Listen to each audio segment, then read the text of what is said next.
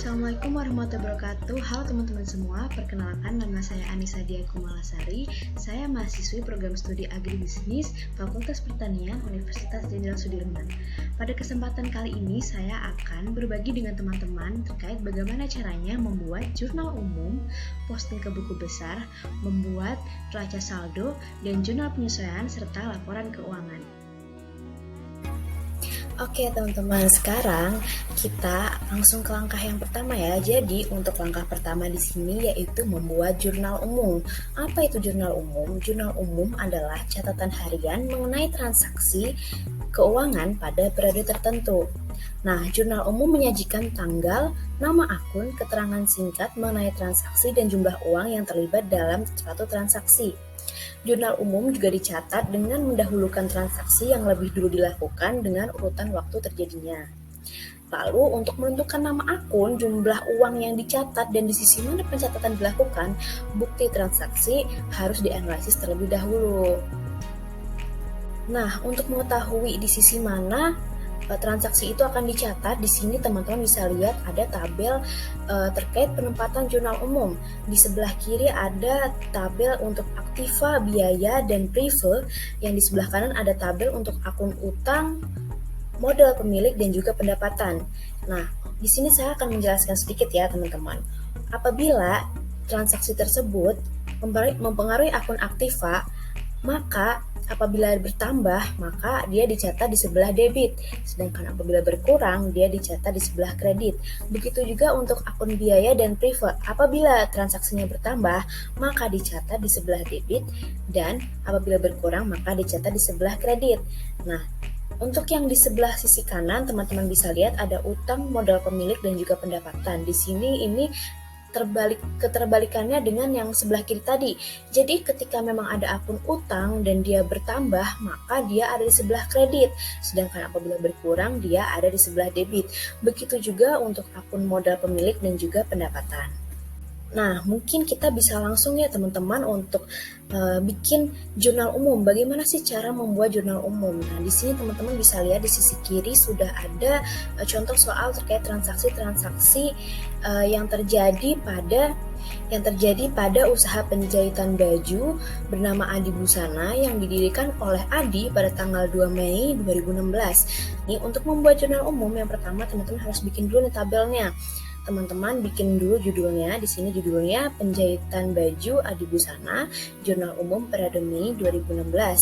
Teman-teman buat tabel. Di dalam tabelnya di sini ada kolom tanggal. Di situ di bawahnya lagi ada kolom bulan dan sebelahnya ada tanggalnya, lalu sebelahnya lagi untuk kolom nama akun, sebelahnya lagi untuk kolom referensi atau disingkat ref, sebelahnya lagi untuk kolom debit, dan di sebelahnya lagi paling pojok untuk kolom kredit. Nah, setelah dibuat tabelnya, kita analisis terlebih dahulu transaksi yang sudah terjadi. Yang pertama itu di tanggal 2 yang sudah disebutkan tadi, ada setoran modal untuk bangunan dan tanah masing-masing seharga 60 juta dan 35 juta. Pada transaksi ini mempengaruhi akun bangunan ruko, tanah, dan juga modal. Pada akun bangunan ruko dan tanah, transaksi ini bertambah 60 juta dan 35 juta sehingga ditulis di sebelah debit. Sedangkan untuk modal, transaksi ini juga mempengaruhi modalnya juga bertambah nih. Nah, karena modal bertambah, tapi kalau modal bertambah itu ditulis di sebelah kredit, sehingga teman-teman bisa lihat ya di tabelnya itu untuk modal di sebelah kredit, sedangkan untuk bangunan ruko dan tanah ada di sebelah debit. Transaksi yang kedua itu ada pada tanggal 6 Mei 2016. Adi menyerahkan uang tunai sebesar 20 juta untuk tambahan setoran modal. Ini sama seperti tadi ya teman-teman, setoran modal. Di transaksi ini mempengaruhi akun kas dan juga akun modal, sehingga di kas bertambah maka ditulis di sebelah debit sebesar 20 juta. Untuk di modal bertambah maka ditulis di sebelah kredit sebesar 20 juta. Untuk transaksi yang ketiga yaitu tanggal 10, Adi Busana membeli peralatan usaha secara kredit di toko Mentari seharga 12 juta. Ini transaksi ini mempengaruhi akun peralatan usaha dan juga utang usaha. Nah, di sini peralatannya bertambah sebesar 12 juta sehingga dia ditulis di sebelah debit. Untuk utang usaha bertambah 12 juta juga sehingga ditulis di sebelah kredit. Untuk transaksi yang selanjutnya yaitu ada tanggal 15, pengajuan kredit Adi disetujui dan Adi Busana mendapatkan kredit usaha dari bank sebesar 25 juta dengan jaminan tanah. Untuk transaksi ini mempengaruhi akun kas dan juga akun usaha. Teman-teman bisa lihat di sini kasnya bertambah sehingga ditulis di sebelah kredit sebesar 25 juta dan juga untuk utang usahanya bertambah sehingga ditulis di sebelah kredit sebesar 25 juta. Selanjutnya, transaksi pada tanggal 17, Adi memperoleh pendapatan jasa penjahitan sebesar 1.650 yang dibayar secara tunai sebesar 650 dan sisanya secara kredit. Nah, transaksi ini mempengaruhi akun kas, piutang usaha, dan juga pendapatan usaha. Pada transaksi ini, akun kas dan piutang usaha bertambah sehingga berada di sebelah debit sebesar 650.000 dan juga 1 juta, sedangkan untuk pendapatan usahanya juga bertambah sehingga ada di sebelah kredit sebesar 1.650.000. Yang selanjutnya ada transaksi tanggal 19 yaitu membayar sebagian utangnya kepada toko mentari sebesar 5 juta. Pada transaksi ini akun yang berpengaruh yaitu akun utang usaha dan kas. Nah, di sini akun utang usahanya berkurang karena Adi membayar sebagian utangnya, sehingga kalau berkurang utang usaha berada di sebelah debit, maka di debit ditulis 5 juta, sedangkan untuk kasnya bertambah sehingga ada di sebelah kredit, untuk kasnya juga ditulis 5 juta. Selanjutnya transaksi tanggal 22, Adi mengambil uang tunai dari kas sebesar 4.500.000 untuk kepentingan pribadi. Nah, kepentingan pribadi ini nama akunnya yaitu akun Prive. Di sini pada transaksi ini akun yang ditulis yaitu Prive dan kas. Kenapa? Karena di sini akun Prive bertambah sehingga ditulis di sebelah debit dan juga akun kas berkurang sehingga ditulis di sebelah kredit sebesar 4.500.000. Yang selanjutnya itu ada tanggal 24, Adi Busana membayar beban usaha berupa beban gaji sebesar 900.000 serta beban iklan sebesar 250.000. Nah, di sini teman-teman yang berpengaruh yaitu akun beban gaji dan juga beban iklan. Bisa teman-teman tulis karena bertambah, jadi di sebelah debit ya 900.000 dan 250.000. Sedangkan untuk akun kasnya juga berkurang sehingga ditulis di sebelah kredit sebesar 1.150.000. Lalu untuk yang transaksi terakhir yaitu Adi menerima pembayaran atas jahitan yang telah diselesaikan sebesar 450.000. Di sini yang bertambah itu akun kas sehingga di sebelah debit ya 450.000 dan juga di sini yang berkurang itu piutang usaha karena ini berhubungan dengan transaksi pada tanggal 17 di mana pendapatan jasanya hanya dibayar 650 dan sisanya baru dibayar pada tanggal 29 sehingga piutang usahanya berkurang sehingga ada di sebelah kredit. Setelah itu teman-teman bisa total semuanya, balance atau tidak antara debit dan kreditnya. Jadi di jurnal umum ini semuanya harus balance seperti itu teman-teman. Nah, setelah teman-teman selesai membuat jurnal umum, langkah selanjutnya yaitu buku besar, membuat buku besar. Di sini saya akan menjelaskan terkait buku besar sendiri. Jadi buku besar itu adalah kumpulan dari akun yang saling berhubungan dan merupakan satu kesatuan yang menggambarkan perubahan harta, utang, modal, pendapatan, dan beban. Di sini kita akan melakukan posting dari jurnal umum ke buku besar. Nah, sebelumnya apa itu posting? Posting yaitu proses pemindahan akun-akun yang ada di jurnal umum ke buku besar. Di sini teman-teman bisa lihat sudah ada tabel posting dari jurnal umum ke buku besar. Gimana sih cara postingnya? Yang pertama sama seperti sebelumnya, yang pertama kita bikin tabelnya dulu. Jadi di sini dalam jurnal umum kita menggunakan 12 akun. Ada 12 akun yang tertera di jurnal umum. Jadi di sini kita membuat setiap akun itu kita buat tabelnya masing-masing. 12 akun itu kita posting ke buku besar. Jadi yang pertama teman-teman bisa buat judul dulu, di atasnya itu penjahitan baju Adi Busana, buku besar periode Mei 2016. Lalu selanjutnya teman-teman bisa bikin tabel untuk tiap akunnya. Ini di paling atas ada tabel kas. Nah, di tabel ini ada beberapa kolom ya teman-teman. Yang pertama ada kolom tanggal, lalu ada kolom ref atau referensi, lalu ada kolom debit, ada kolom kredit, ada kolom saldo normal ketika debit dan saldo normal di debit dan di kredit. Lalu teman-teman juga bisa menuliskan nama akunnya di atas tabelnya teman-teman. Misalkan teman-teman bisa lihat itu tabel pertama untuk kas, lalu di sebelah kanan pojok kanan atas itu juga teman-teman tuliskan nomor akun. Di situ tertulis untuk akun kas itu nomornya 101. Lalu bagaimana cara memasukkannya? Jadi di sini teman-teman bisa lihat dulu nih ke jurnal umum yang sebelumnya. Nah, di sini ada berapa kali transaksi yang menyangkutkan akun kas di jurnal umum itu. Nah, untuk memasukkan, jadi teman-teman di sini bisa lihat ada beberapa akun kas di jurnal umum, ada beberapa transaksi pada akun kas di jurnal umum itu. Yang pertama ada pada tanggal 6, lalu tanggal 15, tanggal 17, tanggal 19, tanggal 22, tanggal 24, tanggal 29 Mei 2016. Nah, teman-teman bisa masukkan satu persatu setiap transaksi ini ke buku besar. Yang pertama bisa dimulai dari tanggal 6 ya. Di situ ada transaksi kas di sebelah debit sebesar 20 juta. Nah, di buku besar teman-teman bisa tulis di sini tanggal 6 refnya JU.01. Artinya apa? Artinya jurnal umum akun kas itu berada pada halaman pertama atau halaman nomor 1 gitu. Jadi tulis JU.01. Lalu untuk debitnya di sini bisa ditulis sebesar 20 juta di sebelah debit. Lalu untuk saldo normalnya teman-teman juga tulis di sebelah debit sebesar 20 juta. Begitu juga untuk transaksi di tanggal-tanggal yang selanjutnya. Lalu bisa teman-teman lihat di transaksi tanggal 19, kita lihat lagi di jurnal umum, transaksi tanggal 19 itu kas ada di sebelah kredit. Nah, di buku besar pun teman-teman tulis di sebelah kredit. Di sini ditulis tanggal 19 di sebelah kredit sebesar 5 juta.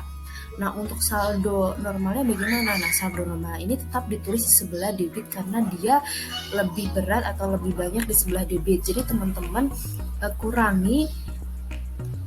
bisa kurangi saldo normal terakhir di transaksi sebelumnya itu sebesar 45.640.000 dikurangi 5 juta, jadinya hasil jadi 40.650.000. Teman-teman bisa tuliskan di sebelah debit. Nah, setelah sudah, teman-teman bisa melakukan hal tersebut kepada akun-akun yang lainnya juga sampai selesai 12 akun tersebut. Kalau teman-teman sudah selesai melaksanakan posting atau melakukan posting ke buku besar, teman-teman bisa langsung beralih ke langkah yang berikutnya, yaitu membuat jurnal penyesuaian dan neraca saldo. Di sini sebelumnya saya akan menjelaskan terlebih dahulu apa itu neraca saldo. Jadi, neraca saldo merupakan suatu daftar yang memuat saldo-saldo akun buku besar yang ada dalam perusahaan. Nah, kapan saja neraca saldo ini dibuat? Jadi, neraca saldo ini dibuat setelah posting ke buku besar selesai dan juga setelah jurnal penyesuaian dilakukan. Jadi kapan neraca saldo ini bisa dibuat? Jadi neraca saldo ini bisa dibuat yang pertama setelah posting ke buku besar selesai. Yang kedua setelah jurnal penyesuaian selesai. Jadi ketika teman-teman sudah selesai posting ke buku besar, teman-teman bisa bikin neraca saldo. Terus setelah itu teman-teman bisa bikin jurnal penyesuaian. Setelah jurnal penyesuaiannya selesai, teman-teman bisa bikin lagi neraca saldo setelah jurnal penyesuaian. Nah, terus fungsinya neraca saldo ini buat apa sih? Jadi neraca saldo ini dibuat untuk menguji kesamaan debit dan kredit dalam buku besar. Jadi di sini debit dan kredit dalam neraca saldo ini harus seimbang atau harus balance gitu, teman-teman. Oke, sekarang kita langsung aja coba buat untuk neraca saldonya sebelum penyesuaian ya, teman-teman. Langkah pertama yang kita lakukan yaitu sama seperti sebelumnya, membuat tabel untuk neraca saldonya. Di sini teman-teman bisa tuliskan dulu judulnya, penjahitan baju Adi Busana neraca saldo periode Mei 2016. Setelah menulis judul, teman-teman bisa langsung bikin tabelnya di sini. Di sini tabelnya ada terdiri dari beberapa kolom ya. Yang pertama ada kolom nomor akun, kolom nama akun, debit dan kredit. Jadi di sini teman-teman bisa pindahkan semua nama akun dan nomor akun yang teman-teman tadi sudah tulis di buku besar itu ke dalam neraca saldo. Bisa langsung ditulis aja, dipindahkan setiap akun sesuai dengan nomornya masing-masing. Lalu gimana cara masukin ke debit dan kreditnya? Jadi teman-teman di sini bisa lihat, misalkan di akun yang pertama itu ada akun kas. Nah, teman-teman lihat di buku besar di kolom akun kas ini, teman-teman nomornya 101 ya. Lalu teman-teman bisa lihat saldo normal paling bawah. Jadi bagian saldo debit yang paling bawah itu yang sejumlah 34.450.000 itu teman-teman bisa tuliskan di neraca saldo di sebelah debit ya teman-teman. Begitu juga dengan akun-akun yang lainnya, misal pada akun utang usaha dengan nomor akun 201. Di sini di buku besar ini untuk akun utang usaha ada di sebelah kredit, teman-teman bisa lihat di saldo sebelah kredit itu sebesar 7 juta ya teman-teman. Bisa teman-teman tulis di sebelah kredit neraca saldo juga sebesar 7 juta. Nah, semuanya ditulis setelah teman-teman input semuanya ke dalam neraca saldo, teman-teman bisa jumlahkan di sebelah debitnya ini jumlahnya berapa. Di akhir di kolom paling bawah sendiri itu teman-teman bisa lihat tertera 148.650.000 rupiah. Nah, yang di kreditnya juga dijumlahkan. Nanti kita lihat apakah hasilnya sama atau tidak. Kalau misalkan hasilnya sama berarti itu seimbang, balance, berarti benar. Kalau misalkan salah berarti ada kesalahan dan harus perbaiki seperti itu. Nah, setelah selesai neraca saldo sebelum penyesuaian, kita buat jurnal penyesuaiannya terlebih dahulu. Di sini saya akan menjelaskan sedikit terkait jurnal penyesuaian. Jadi jurnal penyesuaian itu jurnal yang dibuat untuk menyesuaikan saldo-saldo rekening yang ada di neraca saldo agar menunjukkan neraca saldo yang sebenarnya pada akhir periode akuntansi. Nah, apa saja sih yang perlu disesuaikan? Yang pertama, ketika ada kesalahan dalam mencatat. Yang kedua, ketika ada transaksi yang belum dicatat. Yang ketiga, ketika ada penurunan nilai aset. Yang keempat, ketika ada beban diterima di muka. Yang kelima, ketika ada pendapatan diterima di muka. Nah, di sini teman-teman bisa lihat sudah ada data untuk penyesuaian atas neraca saldo Adi Busana pada tanggal 31 Mei 2016. Di sini ada 4 poin penyesuaian ya, teman-teman. Nah, langsung aja nih kita buat jurnal penyesuaiannya. Yang pertama, langkah pertama yang kita lakukan yaitu dengan membuat tabel terlebih dahulu. Seperti yang sebelumnya, kita buat judulnya dulu ya, teman-teman di atas, lalu kita buat tabelnya. Dalam jurnal penyesuaian ini ada beberapa kolom seperti tanggal, nama akun, lalu ada ref atau referensi, lalu ada debit dan kredit. Nah, kita langsung aja ke poin penyesuaian yang pertama, isi, lalu ada debit dan kredit. Nah, kita langsung aja ke poin penyesuaian yang pertama, itu bisa dibaca gaji pegawai untuk bulan Mei 2016 yang belum dibayar sebesar 350 juta. Di sini artinya beban gaji bertambah sebesar 350 juta dan juga utang gaji bertambah sebesar 350.000. Mohon maaf, 350.000. Teman-teman bisa lihat di sini, bisa tulis di jurnal penyesuaiannya beban gaji dan utang gaji. Karena bebannya bertambah berarti dia ada di sebelah debit. Berarti di sebelah debit 350.000 dan utang gaji bertambah berarti dia di sebelah kredit, dan di sini tulis di sebelah kredit 350.000. Seperti itu. Untuk yang selanjutnya ada transaksi penyusutan atas bangunan ruko untuk bulan Mei sebesar 200.000. Di sini teman-teman bisa tulis beban penyusutan bangunan dan juga akumulasi penyusutan bangunan. Ketika ada beban penyusutan bangunan, pasti pasangannya akumulasi penyusutan bangunan. Di sini bebannya bertambah. Ketika beban bertambah berarti dia ada di sebelah debit, maka ditulis 200.000 di sebelah debit, dan juga akumulasinya bertambah maka ada di sebelah kredit, maka ditulis 200.000 di sebelah kredit. Begitu juga untuk transaksi-transaksi yang selanjutnya seperti transaksi beban iklan dan utang iklan yang ditulis di sebelah debit untuk beban iklan dan utang iklan di sebelah kredit, dan juga untuk beban penyusutan peralatan serta akumulasi penyusutan peralatan. Setelah teman-teman selesai membuat jurnal penyesuaian, sekarang teman-teman juga harus membuat neraca saldo setelah penyesuaian. Seperti apa caranya? Jadi sebenarnya ini sama seperti cara membuat neraca saldo yang sebelumnya, namun di sini ada beberapa akun yang ditambahkan karena setelah adanya penyesuaian. Nah, beberapa akun tersebut yaitu ada akun beban penyusutan peralatan, beban penyusutan bangunan, akumulasi penyusutan peralatan, akumulasi penyusutan bangunan, utang gaji, dan juga utang iklan. Nah, di sini teman-teman bisa memasukkan debit dan kreditnya sesuai dengan jurnal penyesuaian yang ada. Misalnya, untuk akumulasi penyusutan peralatan, Di jurnal penyesuaian sendiri, akumulasi itu penyusunan peralatan ada 18.000 di sebelah kredit. Maka di neraca saldonya juga bisa ditulis 18.000 di sebelah kredit. Nah, tapi ada yang berbeda nih. Misalnya ada di beban gaji. Beban gaji ini pada neraca sebelumnya hanya sebesar 900.000, tapi di neraca saldo setelah penyesuaian bertambah menjadi 1.250.000. Nah, mengapa bertambah? Karena teman-teman bisa lihat sendiri di jurnal penyesuaiannya itu sebesar 350.000. Jadi ditambahkan antara neraca saldo sebelumnya 900.000 ditambahkan 350.000 dari jurnal penyesuaian, sehingga di neraca saldo yang baru tertulis 1.250.000. Seperti itu, teman-teman. Setelah semua dimasukkan dari jurnal penyesuaian, setelah disesuaikan lagi untuk neraca saldonya, teman-teman bisa mulai jumlahkan total debit dan kreditnya. Nah, sama seperti yang sebelumnya, di sini debit dan kreditnya juga harus seimbang dan sama. Di sini tertera debitnya 149.368.000, sama dengan kreditnya teman-teman bisa lihat 149.368.000 rupiah. Nah, kalau teman-teman sudah selesai nih dari neraca saldo sebelum penyesuaian, jurnal penyesuaian sudah selesai, dan neraca saldo setelah penyesuaian juga sudah selesai, teman-teman bisa berlanjut ke yang berikutnya, yaitu membuat laporan keuangan.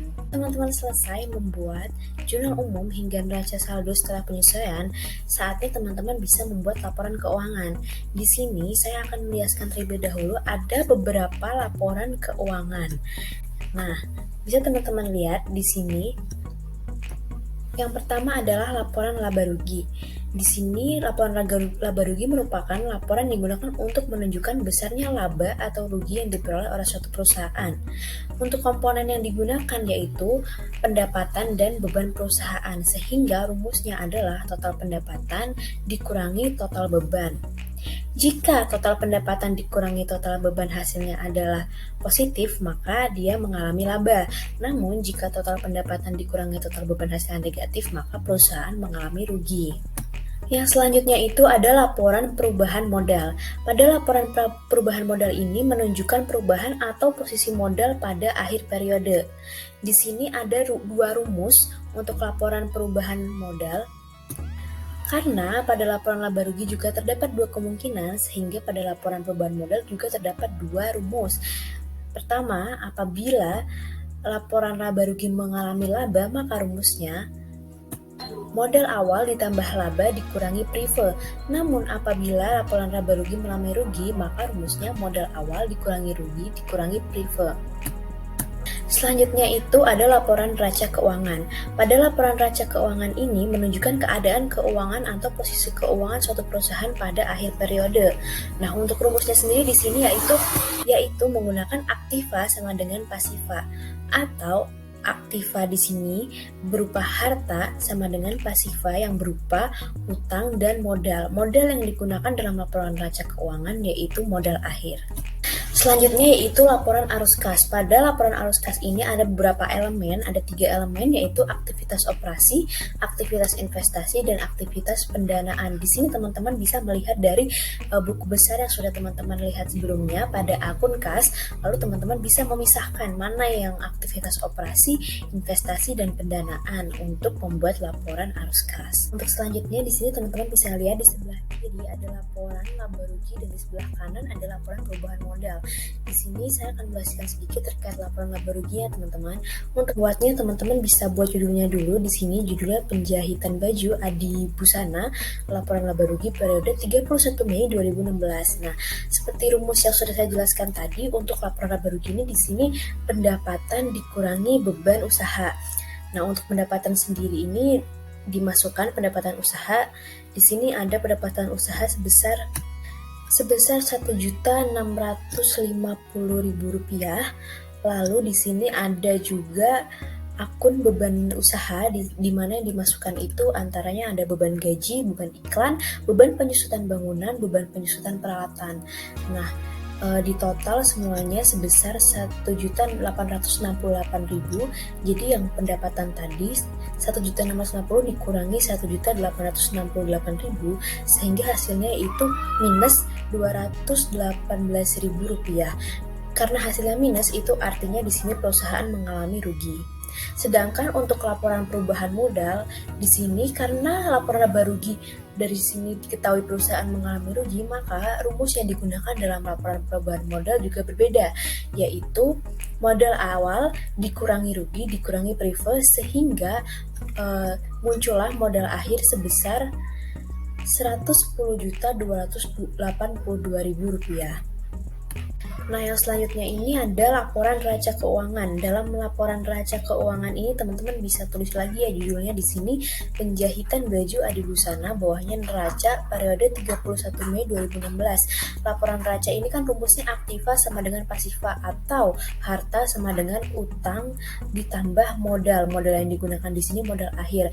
Nah, yang termasuk harta itu apa saja? Di sini ada kas, piutang usaha, bangunan, akumulasi penyusutan bangunan, peralatan usaha, akumulasi penyusutan peralatan dan juga tanah, sehingga ditemukan hasil sebesar Rp142.782.000 untuk bagian aktiva. Sedangkan untuk pasifanya sendiri di sini ada utang, yaitu utang bank, utang usaha, utang gaji dan utang iklan ditambah dengan modal akhir sebesar Rp110.282.000 sehingga ditemukan total pasifa di sini adalah Rp142.782.000. Nah, di sini aktiva dan pasifanya sudah seimbang ya teman-teman. Jadi sudah bisa dilanjutkan ke laporan yang selanjutnya, yaitu laporan arus kas. Nah, pada laporan arus kas ini teman-teman juga bisa tulis lagi judulnya di atas, yaitu penjahitan baju adibusana laporan arus kas periode 31 Mei 2016. Seperti yang sudah saya jelaskan sebelumnya, elemen yang digunakan pada arus kas ini berupa akun kas yang ada pada postingan buku besar yang sudah teman-teman buat tadi. Nah, di situ dari akun-akun itu kita klasifikasikan sendiri. Jadi yang pertama ada arus kas dari aktivitas operasi, yang kedua arus kas aktivitas investasi, yang ketiga arus kas dari aktivitas pendanaan.